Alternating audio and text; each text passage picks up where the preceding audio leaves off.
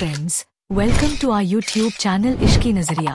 Guns and heartbeats part 5। गुफा में वीर को हराकर तलवार को फिर से ऊर्जा चक्र में सुरक्षित करके पिया। नंदिनी और जोया अब उस स्थान पर बैठी थीं जहां पहली बार शेर की तलवार ने दोनों को स्वीकार किया था, पर आज कोई मुस्कान नहीं थी। वीर की बात अब भी मन में अटकी हुई थी। जिसने तुम्हें रास्ता दिया वही मुझे भी मार्ग देता रहा है, कर्ण। नंदिनी ने धीमे से कहा, पिया, अगर ये सच है तो वो हमारा दुश्मन है। पिया की आंखें एकटक शेर की तलवार की मूठ पर टिकी थीं। या वो कुछ और भी हो सकता है। शाम को जब सब विश्राम कर रहे थे, जोया अकेले गुफा के एक कोने में गई। उसने ध्यान से मिट्टी में छुपी एक छोटी सी सिलाई की निशानें देखीं, जैसे किसी ने कुछ गाढ़ा हो। जोया ने ज़मीन खोदना शुरू किया। कुछ ही मिनटों में एक पतला चमकीला पत्र मिला, सांप और शेर के चिन्ह से सजा हुआ, और उस पर लिखा था, कर्ण अंतिम वंशज। इसी बीच वरण्या में दादी सत्या ध्यान में थीं। उनकी सांसें भारी थीं।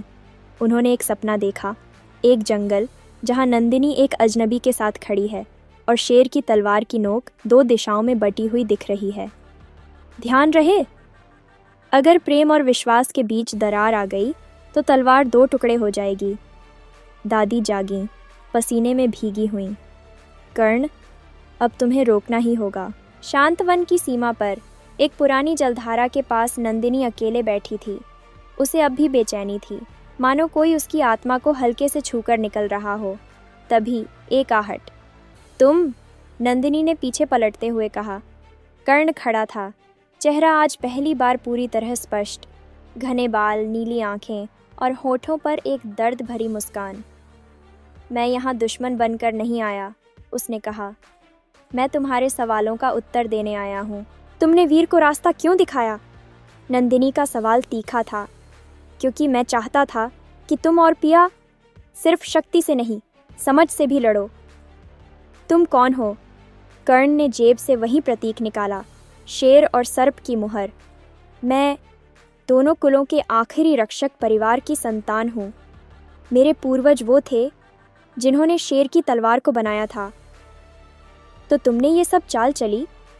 नहीं, कर्ण ने जवाब दिया। मैं चाहता था कि तलवार सिर्फ तब जागे जब उसे उठाने वाले दोनों दिल पूरी तरह एक हो जाए। पीछे से पिया आई। उसके हाथ में शेर की तलवार थी। कर्ण, अगर तू हमें इतना चाहता था तो तूने शुरुआत में क्यों नहीं बताया? कर्ण ने नज़रें झुका लीं। क्योंकि मैं जानता था मेरा नाम सुनते ही तुम मुझ पर भरोसा नहीं करोगी। और अब तुम जान चुकी हो कि तुम्हारी शक्ति अब सिर्फ शेर की तलवार नहीं, बल्कि तुम्हारा प्रेम, तुम्हारा बच्चा और तुम्हारा एक दूसरे के लिए समर्पण है। उसी समय पिया के हाथ में थमी तलवार हल्की सी थरथराई। नंदिनी ने देखा, उसकी धार नीली से सुनहरी हो रही थी और फिर क्षीण। ये क्या हो रहा है? नंदिनी ने पूछा। कर्ण ने दूर देखा। क्योंकि अभी भी कुछ अधूरा है, क्योंकि विरासत सिर्फ जागी है पर पूरी नहीं हुई। इसी वक्त वीर एक गुप्त स्थान में एक पुरानी औरत के सामने बैठा था। क्या तुम तैयार हो? वीर ने पूछा। क्या मेरी बेटी जीवित है? उसने धीमे स्वर में कहा। वीर ने उसकी गोद में एक पुरानी तस्वीर रखी, नंदिनी की। ये है वो जिसे तुमने बचाया था, और अब उसे एक बार फिर चाहिए तुम्हारी आवाज़। महिला का नाम था त्रिवेणी। नंदिनी की जैविक माँ। हर युद्ध तलवार से नहीं, कभी कभी पहचान से लड़ा जाता है। अब जब रिश्ते जाग चुके हैं, विरासतें पुकार रही हैं और प्रेम खुद सवाल बन चुका है, शेर की तलवार अब इंतज़ार नहीं करेगी। अब वो खुद निर्णय लेगी। छाया से ढका एक कमरा, जिसके चारों कोनों में पुराने शिलालेख जले पड़े थे। बीच में बैठा था वीर और उसके सामने एक वृद्ध महिला, सफ़ेद बाल, झुर्रियों में डूबी आंखें और दिल में एक भूला हुआ चेहरा, नंदिनी का। तू कह रहा है, त्रिवेणी की धीमी आवाज़ फूटी, कि मेरी बेटी जिंदा है और वही है जो शांतवन में है? वीर मुस्कुराया। हाँ, और अगर आप चाहें तो उससे मिल सकती हैं। पर क्यों? इतने सालों बाद तू मुझे अब क्यों लेकर जा रहा है? क्योंकि वीर ने सिर झुकाया। उसे अब सच जानना चाहिए। शेर की तलवार की धार अब हर दिन थोड़ा और धुंधली हो रही थी। पिया और नंदिनी ने इसे नोट किया। हम दोनों यहाँ हैं, फिर भी ये शांत क्यों नहीं हो रही? पिया बोली। क्योंकि एक अधूरी कड़ी अभी भी बाकी है, कर्ण ने कहा, जो पास ही एक चट्टान पर बैठा था। क्या मतलब? नंदिनी ने पूछा। तुम दोनों की कहानी अधूरी नहीं, पर तुम्हारी जड़ें अब भी अधूरी हैं। नंदिनी, तेरी माँ की कहानी अब भी छुपी है, और वो तलवार जानती है जो तू नहीं जानती। मेरी माँ तो बचपन में मारी गई थी, नंदिनी फुसफुसाई। कर्ण ने उसकी ओर देखा। नहीं, तेरी असली माँ अब भी जीवित है। पिया ने धीरे से नंदिनी की हथेली थामी। अगर ये सच है तो हमें जानना होगा। शांत वन से 2 मील दूर एक प्राचीन सरोवर के पास वीर और त्रिवेणी एक ठहराव पर पहुंचे। तू मुझे यहाँ क्यों लाया? त्रिवेणी ने पूछा। क्योंकि यहाँ से वो रास्ता शुरू होता है जो तेरे हृदय और उसके भविष्य को जोड़ता है। त्रिवेणी को एक पुरानी गुफा दिखाई दी, जहाँ सर्पकुल के कुछ चिन्ह अब भी पत्थरों पर जिंदा थे। यही वो जगह थी जहाँ तुझे छुपाया गया था जब तुझे तेरे भाई ने मारने की कोशिश की। त्रिवेणी कांप उठी। पिया और नंदिनी तलवार की मूठ को छू रही थीं जब तलवार से अचानक एक प्रकाश रेखा बाहर निकली और दीवार पर कुछ चित्र उकेर दिए।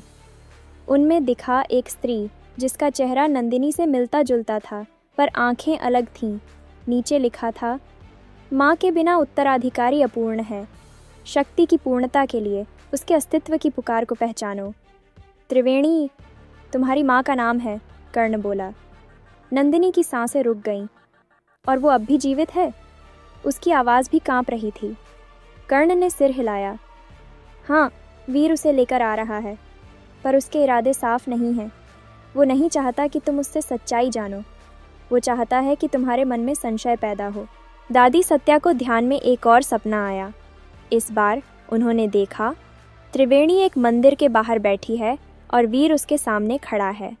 फिर तलवार की 2 धाराएं 2 दिशाओं में जाती हैं, एक पिया की ओर और एक नंदिनी की माँ की ओर, और बीच में खड़ा वीर हंसता हुआ। सत्या चौंक कर उठी। अब उसे रोकना होगा, वरना तलवार दोबारा बढ़ जाएगी।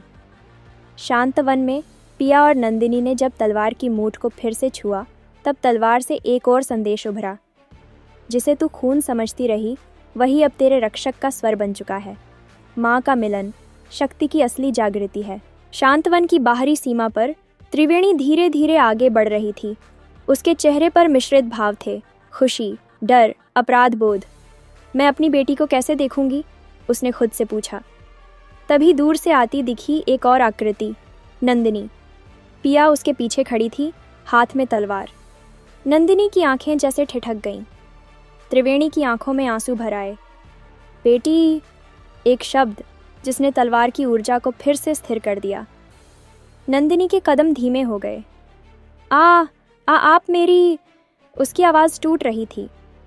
हाँ बेटी, मैं तेरी माँ हूँ। हर तलवार को धार मिलती है, पर उसकी शक्ति तभी पूर्ण होती है जब उसे पकड़ने वाले का अतीत भी पूर्ण हो। अब जब माँ की पहचान सामने आ गई है, तो अगली परीक्षा शुरू होगी, विश्वास की। क्योंकि शक्ति विरासत से आती है, पर नियंत्रण केवल आत्मा से। त्रिवेणी की आवाज़ जैसे हवा में घुल गई थी, लेकिन नंदिनी के लिए वो सब कुछ रोक देने वाला क्षण था। उसने माँ कहा, सालों की तलाश, शिकायत, अधूरी नींदें और टूटते हुए ख्वाब सब एक साथ उसकी आंखों से बहने लगे। क्यों? उसकी आवाज़ टूटी हुई थी। क्यों मुझे छोड़ दिया गया? त्रिवेणी आगे बढ़ी, पर पिया ने हाथ आगे कर रोक दिया। नंदिनी अब अकेली नहीं है। त्रिवेणी ने पिया की ओर देखा। और मैं उसे अब अकेला छोड़ने नहीं आई। तेरे पैदा होते ही तेरा चाचा तुझे मारना चाहता था, त्रिवेणी ने धीमे से कहना शुरू किया, क्योंकि तू प्रोफेसी की वो संतान थी जिससे युद्ध खत्म होना था और सत्ता का मोह मर जाता।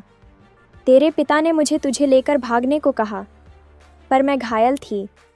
तेरे रक्षक बनकर एक दंपति तुझे लेकर भागे। वो तेरे असली माता पिता नहीं थे, पर तुझसे उन्होंने उतना ही प्रेम किया। नंदिनी रो रही थी। अब सिसकियों में नहीं, शांति में। उसी वक्त पास ही छुपा वीर एक चट्टान के पीछे से सब देख रहा था। उसके साथ एक व्यक्ति था, चुप, नकाब में। यही समय है, वीर बोला, जब तलवार और माँ दोनों को तोड़ा जा सकता है। उसने एक ताम्रपत्र निकाला जिस पर त्रिवेणी के दस्तखत की नकल थी। अब तू बोल, तू कौन है? वीर ने नकाबपोश से पूछा। उसने नकाब हटाया। कर्ण। कुछ ही दूरी पर पिया और जोया इस बातचीत को सुन चुके थे। कर्ण, पिया फुसफुसाई, ये हमारे साथ था। जोया ने तलवार की ओर इशारा किया। और अब ये बता रहा है, इसने हमें शुरू से भ्रम में रखा। शेर की तलवार फिर से धुंधली होने लगी। इस बार उसका रंग लाल हो गया। दीवारों पर शब्द चमकने लगे। विश्वास बटेगा तो शक्ति मिटेगी, माँ या प्रेम चुनना होगा। पिया ने तलवार को देखा। ये क्या मांग रही है? नंदिनी रो पड़ी। मुझे अब मेरी माँ मिली है, पर अब ये तलवार चाहती है कि मैं उसे त्याग दूं। त्रिवेणी ने नंदिनी के हाथ पकड़ लिए। बेटी, शक्ति माँ से नहीं, प्रेम से बनती है। मैं हूँ क्योंकि तू है। तेरे बिना मैं क्या ही साबित करूँगी। गुफा के चारों ओर पत्थर टूटने लगे। शेर की तलवार हवा में उठी।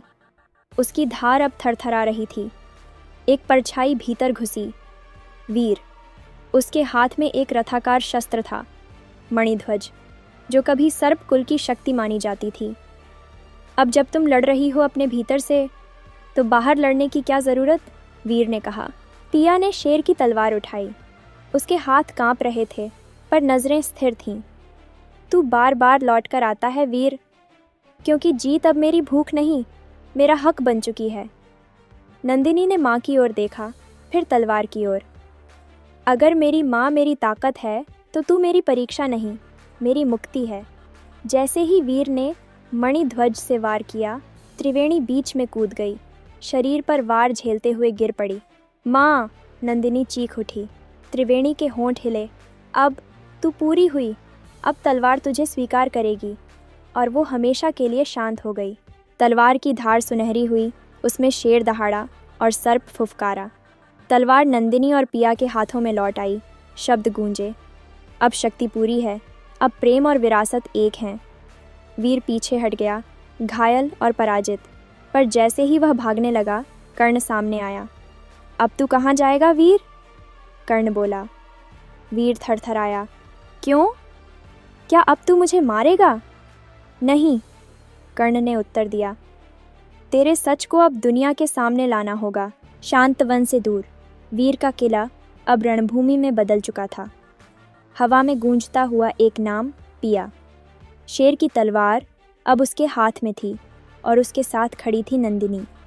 आंखों में रक्षक का तेज और हृदय में माँ का प्रेम। उनके सामने खड़ा था वीर, मणिध्वज उसकी मुट्ठी में जकड़ा हुआ और आंखों में सदियों की जलन। युद्ध शुरू हुआ और पहले वार में ही पिया ने 3 लोगों को धराशायी कर दिया। वो शेर की तरह दहाड़ रही थी, पर वीर भी सर्प की तरह चालाक था। तेरे प्रेम ने तुझे कमज़ोर बना दिया, वीर गुर्राया और मणिध्वज से पिया पर एक घातक वार किया। पिया का शरीर हवा में उछला और वो ज़मीन पर गिर गई, खून से लथपथ।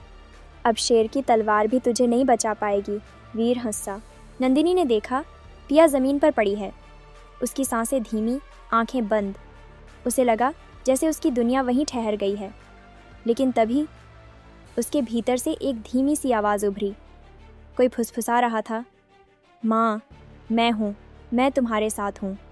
नंदिनी चौंकी नहीं, उसने आंसू नहीं बहाए। उसने बस अपनी आंखें बंद कीं और उस आवाज़ की लय को अपनी सांसों में समेट लिया। उसके चारों ओर एक दिव्य प्रकाश फूटने लगा। उसकी त्वचा से प्रकाश की रेखाएं निकलने लगीं। गर्भ में पल रहा बच्चा अब सिर्फ शिशु नहीं था, वो नई शक्ति का स्रोत बन चुका था। शेर की तलवार हवा में उठी और खुद ब खुद नंदिनी के हाथों में चली गई। अब उसका रंग लाल नहीं, स्वर्णिम और नीला हो चुका था, सिंह और सर्प दोनों का प्रतीक। वीर पीछे हटने लगा। उसकी आंखों में पहली बार डर था। कर्ण, जो पास ही घायल पड़ा था, अपनी अंतिम सांसों में मुस्कुराया।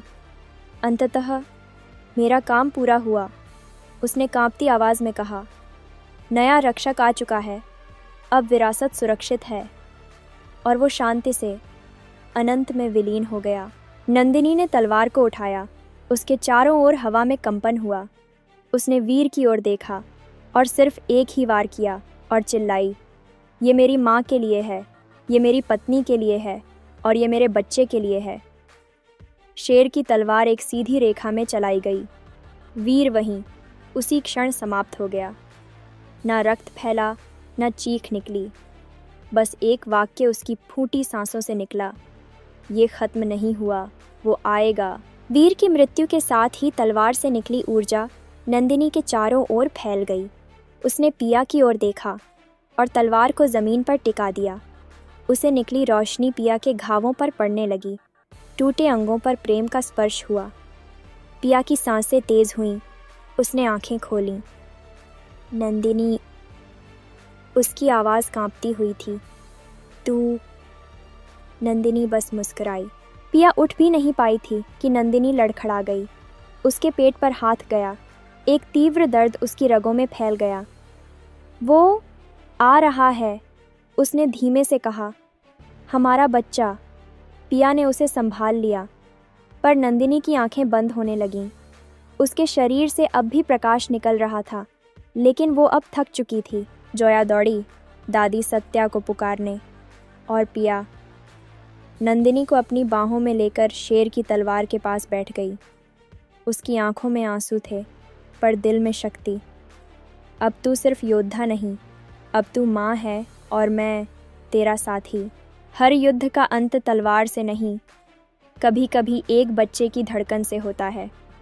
आज शक्ति ने प्रेम का रूप लिया और एक माँ के आंसू से सदियों की नफरत धो दी गई। अब एक रक्षक मर गया है, एक नया रक्षक जन्म लेने वाला है।